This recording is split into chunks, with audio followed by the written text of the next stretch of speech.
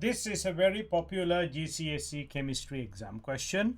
The question is asking you to explain why the halogens become less reactive as you go down group 7. So in the periodic table, as you go down, the halogens at the top are more reactive. As you go down, the reactivity goes down. So you need to explain this in terms of the electronic structure. You can think about the distance between the last shell and the nucleus. You can also think about electron shielding, all that. Pause the video and give this a try. First, I'm going to explain the idea behind this question and I'm going to show you the marking points. Now, if you think about group 7, as you go down the group, the atoms get larger.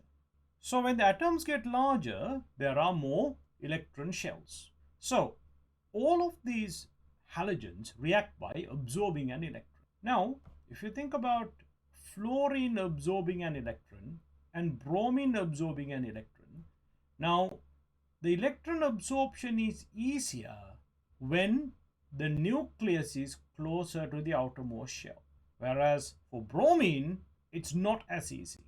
So fluorine will absorb it easily. So that is one thing you can write. This will get you 1 mark.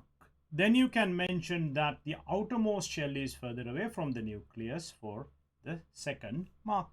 Then we can talk about how halogens react by making 1- ions like fluoride, chloride, and bromide, and they absorb an electron to do this. Now this becomes harder when the nucleus is further away from the last shell. So it is harder for bromine, whereas it's relatively easier for fluorine. So fluorine reacts readily.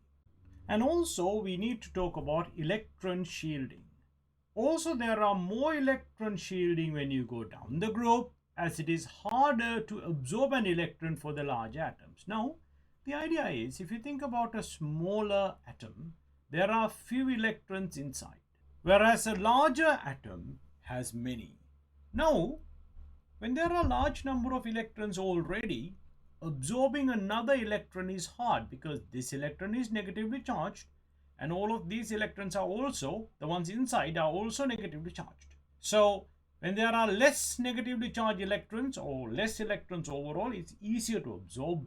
It's harder to do the same when there are so many, and this is what we refer to as electron shielding.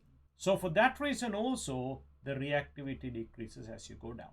So if you write these 4 points, you'll get 100% marks in a GCSE chemistry exam.